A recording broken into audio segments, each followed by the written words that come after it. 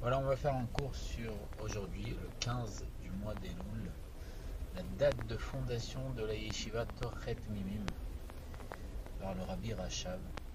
Et ce jour-là, les élèves de la yeshiva ont pu étudier 3 jours après le jour de Chai Elul, qui est la naissance du Rabbi Bachem Tov, Israël Bachem Tov, et de l'Admorazaken, premier Rabbi Lubavitch.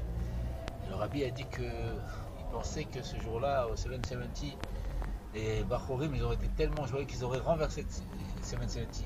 Et il a été très surpris de voir que ça n'a pas été le cas. Donc c'est un jour de joie extraordinaire parce que c'est le jour où on a fait des yeshivas. Avant, il y avait des yeshivas d'érudits en Torah, pour former des érudits en Torah, mais ça, cette yeshiva, c'est pour Torah Mimim, c'est pour Mimim, ça vient, c'est pour les Mimim. Les Mimim, c'est ceux qui sont intègres. C'est le fait de former des élèves qui ont la crainte de Dieu. Et la crainte de Dieu, comme on sait que la crainte de Dieu, ça représente l'or. Et le Betamidash, qu'est-ce qui permet de recevoir le Aaron HaKodesh? Elle est de l'or. Et le Rabbi a rajouté un élément supplémentaire, c'est qu'il a dit que dans notre génération, Batiligani, il faut être fou pour la Gdusha. Il faut le bois aussi pour recevoir le dévoilement de Dieu. C'est pour ça qu'on est la 7e génération de Razaken et les 7e des chéris, et donc à ce moment-là on va mériter la délivrance avec la grâce de Dieu. Et la crainte de Dieu, c'est, comme on sait, il faut être chassid, Yere Shamayim et Lamdam. Et c'est chassid, quelqu'un de bon, quelqu'un qui a la crainte de Dieu, et quelqu'un qui connaît la Torah. Et là ça fait les rochers des premières lettres du mot Chayal. Et ça fait un soldat d'Hachem, un Tzivat Hashem, Baruch Hashem. C'est ça les Chayalim qui vont sur le front, c'est des soldats, c'est des Tzivat Hashem, Baruch Hashem, c'est des soldats de Dieu. Et la crainte de Dieu, ça fait aussi, on sait très bien que selon Tania, il y a marqué, là on fait Famregan en dessous, parce que Rabbi dit qu'on doit faire Famregan le 15 du mois de Av, de telle manière qu'on a une telle joie qu'on dit pareil que sur le 15 du mois d'Elul, on dit pareil que sur le 15 du mois de Av. Il n'y a pas eu de jour aussi joyeux que Toubé Av et Yom Kippourim. De là on apprend que la fête de Toubé Av elle est plus haute que Yom Kippourim, mais il faut atteindre cette fête pour le 15 du mois de Elul, pour le fait qu'il y ait la Yeshiva Torchet Mimim. Et même une joie égale à celle de Toubé Av, voire même supplémentaire.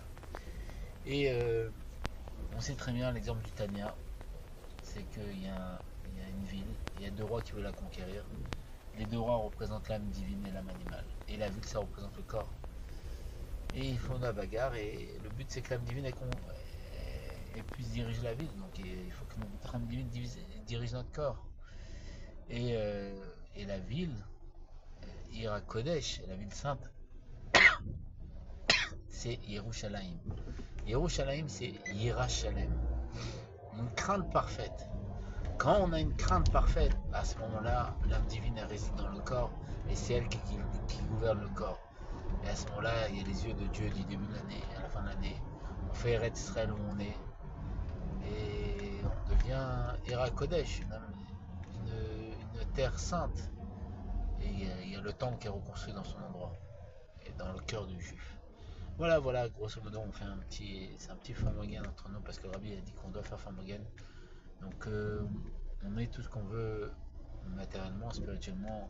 Rabbi dit qu'on fait des Famregan jusqu'à Chai Elul, jusqu'au 18 du mois d'Elul pour la yeshiva de Torchet Mimim, en sachant qu'à partir du 18 du mois d'Elul, chaque jour correspond à un mois. Le 18 du mois d'Elul, on fait tchouva, c'est Chai, c'est la vitalité du mois d'Elul.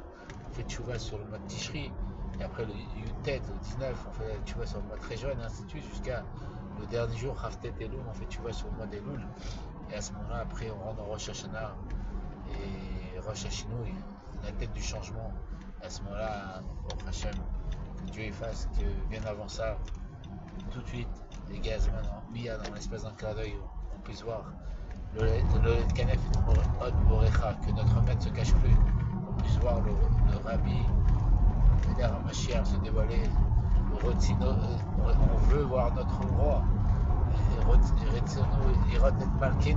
voir notre roi, on veut voir le Rabbi se dévoiler, Bezat Hashem, sur le toit du 770, que là-bas c'est le Beth Amidash qui va aller en premier là-bas, parce que le 770 c'est le toit du Beth Amidash, etc.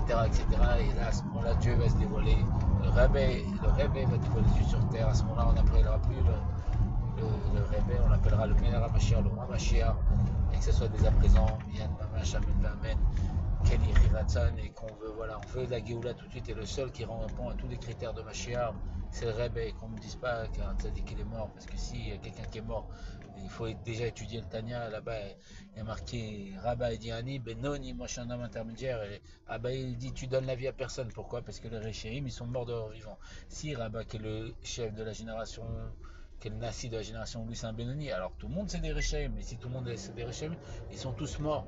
Il n'y en a qu'un qui est vivant, c'est Rabat. Et donc c'est pareil pour le Nassi. Le Nassi, il n'y a que lui qui est vivant. Et voilà, faut étudier. Moi, je sais que je suis en rachat avec Taleb parce que j'ai étudié Tania. Et comme a dit Rabilat de Paris, quand il a étudié Tania, Alva Benoni, Alva Constant Benoni, un homme intermédiaire, comme on sait qu'on a dit sur celui qui est de Mishneh Boura, le Chafetz Chaim, que le Rachab, il a dit que c'est un Benoni du Tania sans Chassidut, c'est un niveau très élevé. Il faut étudier Tania, il faut rentrer dans Pnimut Torah. Il faut savoir qu'une heure de Pnimut Torah, elle équivaut à 100 heures de Niglé. Une heure de profondeur à Torah équivaut à 100 heures de Niglé. Que ça soit tout de suite, qu'on ait que des bonnes choses matériellement, spirituellement, que Bezrat Hashem, Bila la Mavet, un Nitzar, que Dieu il élimine les ennemis d'Israël. Bezrat Hashem, Miyad, en même pas l'espace d'un clin d'œil, qu'il apporte la Géoula, qu'il emplit notre bouche de rire, qu'on ait tout ce qu'on veut matériellement, spirituellement, qu'on soit riche, que des bonnes choses pour le peuple juif avec la grâce de Dieu, pour le monde, pour tous les niveaux de la création, que Dieu se dévoile et qu'on puisse le remercier. Merci de t'être acharné contre nous et qu'on puisse comprendre tous les secrets, marcher votre qui n'ont marché votre